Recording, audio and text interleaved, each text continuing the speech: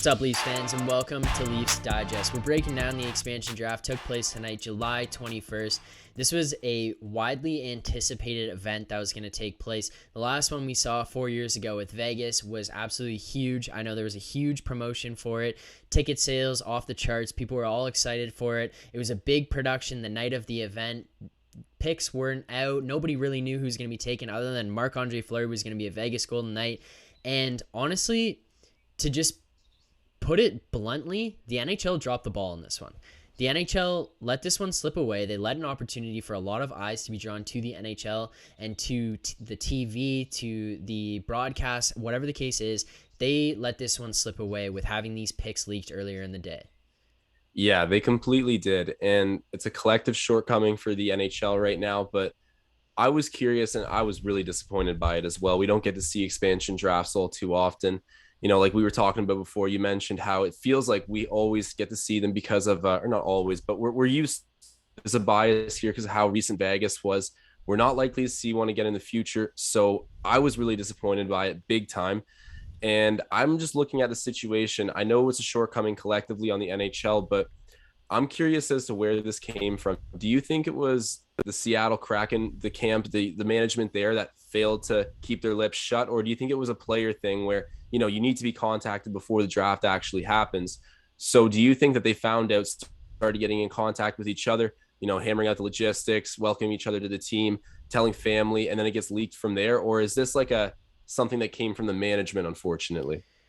Honestly, like earlier in the day when this news first started coming out and these leaks first started happening, my first thought was like, someone in Seattle is messing this up. Someone in Seattle is going out and like leaking this stuff.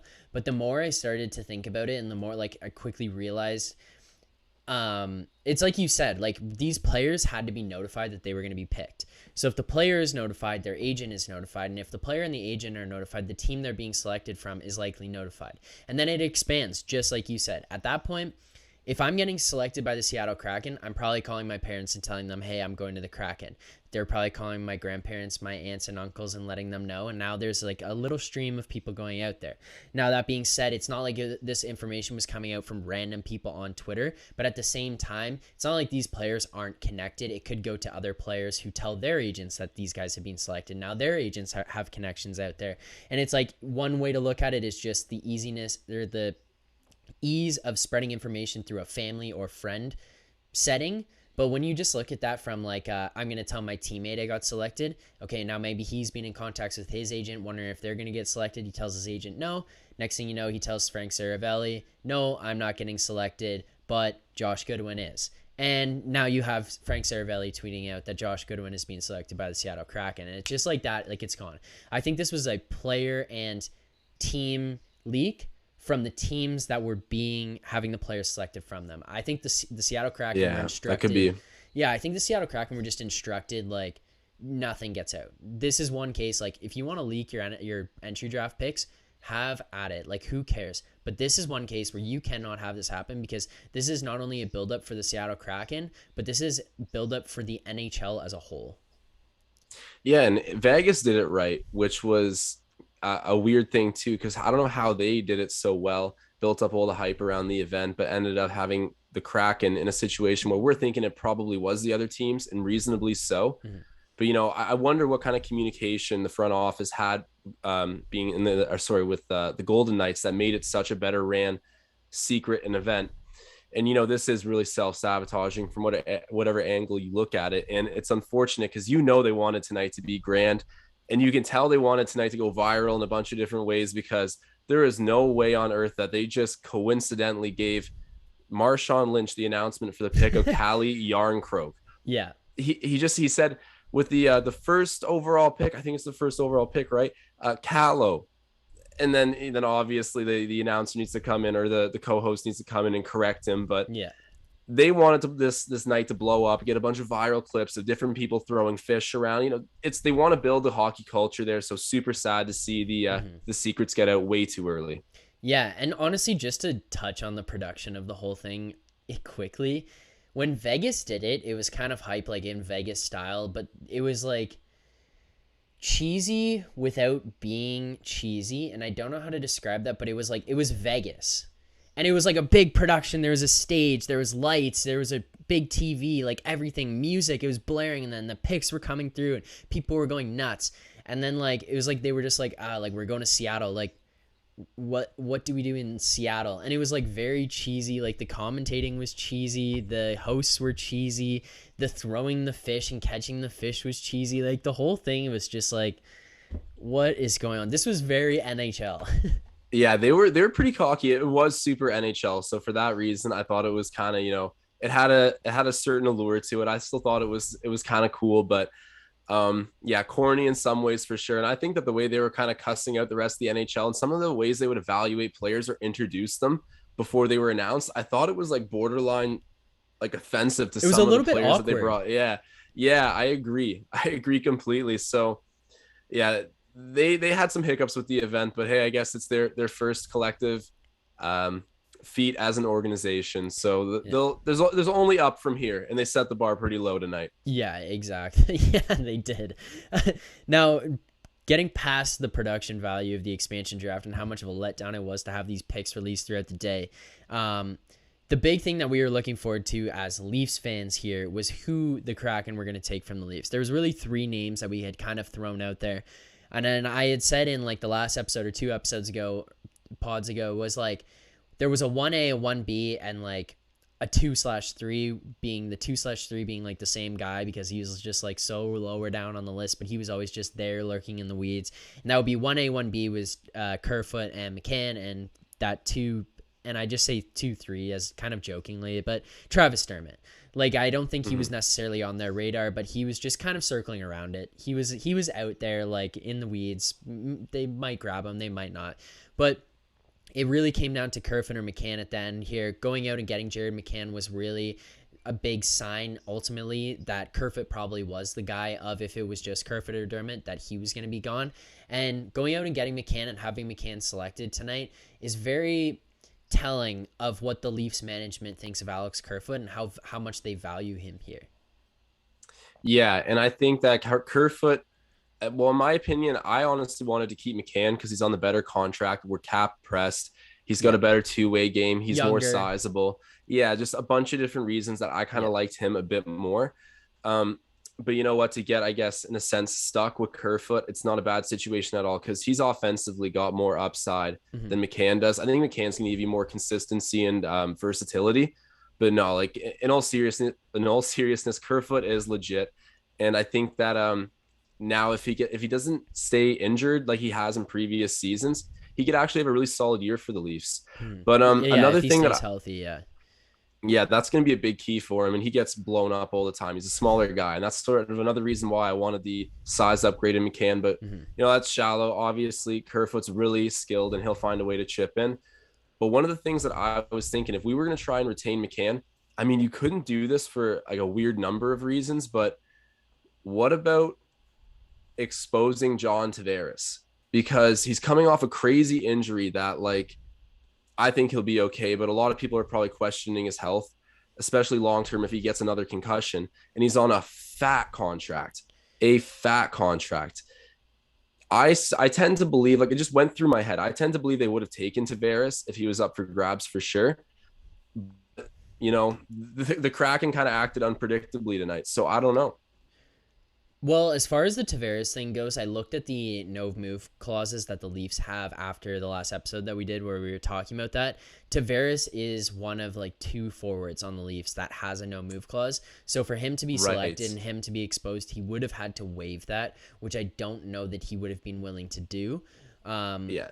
Not to keep McCann around. No, not to keep McCann around. Yeah. But Too yeah, high of a risk for sure. yeah, I think that would have been an interesting way because it would have been you attain so much cap space, but it would have just been an interesting move because how would the fan base react? How would the Yeah. team react? Kind of situation when you look at it that way. So I don't know. I know what you're No. saying, but yeah, it would have just been there would have been a lot of questions to have to answer after that. Yeah. Those were my thoughts too. I was like, beyond the numbers and the likelihood of him being picked, like, you're gonna slap your captain in the face doing that after he gets brutally injured. You're not doing it, but I just think it was an interesting hypothetical as to if you could get him to waive it, which he couldn't, whether or not the Kraken would have gone and picked him up. I tend to think they would have, but I've seen some people argue the others saying that they probably wouldn't have.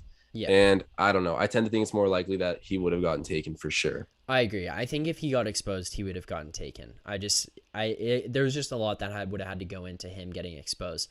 Now, the Kraken selecting Jared McCann here. Ultimately, the Leafs basically traded a 7th round pick and Philip Hollander to keep Alex Kerfoot. Whether that wasn't directly through the Seattle Kraken, that wasn't conducted, but when you break it down that way, that is essentially what went down here from the Leafs perspective. Do you think that was kind of like an overpayment? Do you think that this is worth it? Like, how do you feel about this? We're coming off a terrible year where he was second only behind Nylander for playoff points, and that's in the physical playoffs. So Yep. I think that he's worth holding on to, especially consider the health struggles. And then he basically hit the injury streak right after needing to integrate with the team. He just hasn't really had a chance to like finally go out there and play what feels like an entire season with this group. Yep. And the pandemic screwed everyone up. So I just think that it actually was worth it, in my opinion, to send out Hollander and then the 7th. I don't think that's, going to be anything that compares to the player Kerfoot is. And even if it doesn't work out, I mean, he'll still be a good depth player for us if he doesn't reach the hopeful ceiling we have. Yeah. Now with McCann being selected, that opens up $2.9 million in cap space. So this gets the Leafs back to $9.35 million in cap space going into free agency, going into the NHL draft, first of all, which I think will be kind of interesting because the Leafs don't have a first round pick, but I think there's potential for them to make a few moves here, whether it be opening up cap space by dishing out guys. Like, I would not be surprised if Dermott is moved at the draft here. I wouldn't be surprised, and this may be a long shot to think about here, but truthfully, I wouldn't be surprised if they wanted to keep Alex Kerfoot so that they can move him. I wouldn't be surprised if they have a piece or if this would be the case, though, in my opinion. They have something lined up already to make that move. The team that they're going to make this move with wouldn't have wanted to make this trade prior to the expansion draft coming up because it would have left them in a situation of having to move certain guys around and maybe not protect some guys that they wanted or expose Kerfoot, and then Kerfoot ultimately gets taken. So I think there might have been potential for this deal to be in place to be executed at the draft. And now whether that means picks or prospects or cap space coming back, I could see the Leafs making some kind of moves like that. And now I'm not saying Kerfoot is the guy who's going to get moved. That's kind of where I was coming at here is like, I think that's a potential scenario that could go down. I think Dermott would probably be more likely to be the guy that would go, but I don't know. I think the draft coming up here does leave some space for them to gain more cap. Yeah, I think it does, but and anything can happen. Like, you're just outlining a potential situation, Yes. and I don't rule it out. But I would also, in my personal belief, I don't think the Leafs are going to do a whole lot on draft day. I think that they're going to sort of wear their decision to send out all those picks. And I mean, the cap situation is what it is. No matter what, it's not going to be ideal with your top line getting paid that much. Mm-hmm. So I think that they just kind of stick through it. I think that they do like Dermott, and he's been around a long time, integrated, hasn't really done anything wrong per se. I shouldn't say that. He's had some specific bad games before, but he's been really hardworking. And for the little role we've reduced him to, he's still managed to, like, in my opinion, be serviceable. Not completely crumble. Yeah, be serviceable. And that's solid for us. We've been looking for serviceable defensemen for a long time in Toronto. So we finally got a good team. He's a good depth piece. I don't think something will happen draft day, because for that to happen on draft day, I'd need to feel like we'd either have picks to send someone, which we don't really, or we'd have the desire to go get picks, which I don't think we really do. We're not really even thinking that far down the road, in my opinion. I think we're just rolling with this contending group, and we'll just get back into next year's draft and maybe get prospects in at like a trade deadline. Yeah, the only other thing that I could think about if picks and cap space aren't necessarily involved would be an opportunity to grab a backup goaltender or a 1B goaltender. I could see that kind of scenario playing out where the Leafs move a player, because draft trades, don't necessarily have to involve draft picks for them to go be like take place.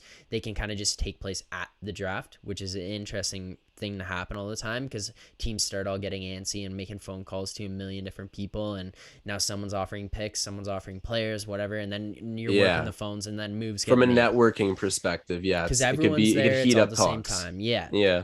So I think this could be a scenario where they go out and get themselves a backup goalie. I think we've seen it before. I'm pretty sure that like a John Bernier was kind of acquired right near the draft or something in that season when he got acquired by Toronto. But I don't know. I think that McCann was pretty obvious selection at this point. He was a front runner to be picked by the Kraken once he came to the Leafs here. We knew that they wanted him out of Pittsburgh. That doesn't end up being the case. Comes to the Leafs, and then it was ultimately he was insurance. He was insurance so that either if Kerfoot got taken, he was still here, or if he got taken, Kerfoot was still here. And either way, I think the Leafs feel pretty confident in that. They gained themselves $2.9 million in cap space, so they're at 9.35. We have the NHL draft coming up this Friday, so we got a lot of exciting things coming up. Free agency following just about 3 days after, so that is, or I guess 5 days after, because it's on the 28th. So a lot of exciting things coming up here in the NHL, a lot of exciting things coming up for the Leafs. So Leafs fans, ultimately, I think a lot of people did want Jared McCann to stay. They wanted things to shake up. They wanted a new face in the locker room. That's not going to be the case after tonight. Jared McCann is out. Alex Kerfoot remains a Toronto Maple Leaf. Travis Dermott remains a Toronto Maple Leaf. As more news comes in, more trades come in, Josh and I will be out here pumping out more videos. Until then, Leafs fans, keep believing. Signing off.